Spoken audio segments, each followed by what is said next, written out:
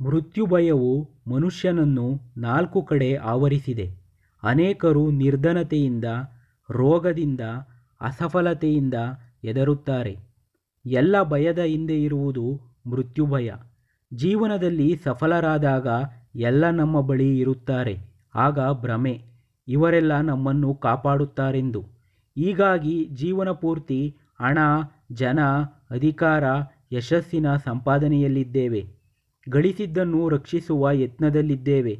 ಮೃತ್ಯುಭಯ ನಮ್ಮನ್ನು ಅನೇಕ ಕರ್ಮಗಳತ್ತ ಒಯ್ಯುತ್ತದೆ. ಇದರೊಂದಿಗೆ ಜೀವನದ ಬಗ್ಗೆ ತೀವ್ರ ಲಾಲಸೆ ಉಂಟಾಗುತ್ತದೆ. ಈ ಪಿಪಾಸೆ ಹೆಚ್ಚಾದಷ್ಟು ಮೃತ್ಯುಭಯವೂ ಹೆಚ್ಚುತ್ತದೆ. ದಿನ ಕಳೆದಂತೆ ಜೀವಿಸುವುದನ್ನು ಮರೆತು ಮೃತ್ಯುವಿನಿಂದ ತಪ್ಪಿಸಿಕೊಳ್ಳಲು ಉಪಾಯ ಹೂಡುತ್ತೇವೆ. ಕೋಟೆಗಳನ್ನು ಕಟ್ಟಿಕೊಂಡಿದ್ದೇವೆ, ತಿಜೋರಿಗಳನ್ನು ನಿರ್ಮಿಸಿದ್ದೇವೆ, ಹಣವನ್ನೂ ಗಳಿಸುತ್ತೇವೆ, ಒಟ್ಟಿನಲ್ಲಿ ಓಡುತ್ತಿದ್ದೇವೆ. ಜಗತ್ತಿನ ಕೋಟ್ಯಾಂತರ ಜನ ಮೃತ್ಯುವಿನ ಜತೆ ಹೋರಾಡಿ ಜೀವನವನ್ನು ಕಳೆದುಕೊಂಡಿದ್ದಾರೆ.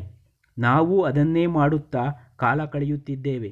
ಮೃತ್ಯುವಿನ ಜತೆ ಹೋರಾಡಿ ಯಾರೂ ಗೆದ್ದಿಲ್ಲ, ಗೆಲ್ಲಲು ಸಾಧ್ಯವೂ ಇಲ್ಲ.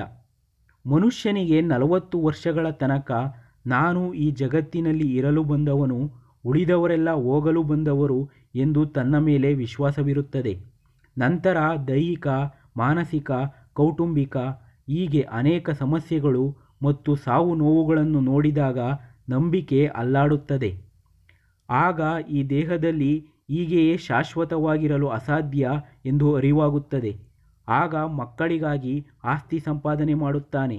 ನಾನು ಇಲ್ಲದಿದ್ದರೇನಂತೆ ಮಕ್ಕಳಿರುತ್ತಾರಲ್ಲ ಎಂಬ ಭ್ರಮೆ. ಒಟ್ಟಿನಲ್ಲಿ ನಾನಿರಬೇಕು. ಮಕ್ಕಳಿಗಾಗಿ ಆಸ್ತಿ ಮಾಡಬೇಡಿ, ಮಕ್ಕಳನ್ನೇ ಆಸ್ತಿಯನ್ನಾಗಿ ಮಾಡಿ ಎಂಬುದನ್ನು ಮರೆಯುತ್ತಾರೆ. ಜಗತ್ತಿಗೆ ಸಂಬಂಧಿಸಿದ ವಸ್ತುಗಳ ಮೂಲಕ ಅಮೃತತ್ವ ಹುಡುಕುತ್ತಿದ್ದೇವೆ. ಈ ಜಗತ್ತೇ ನಶ್ವರವಾದ್ದರಿಂದ ಇಲ್ಲಿರುವ ಎಲ್ಲವೂ ನಾಶವಾಗುವವುಗಳೇ.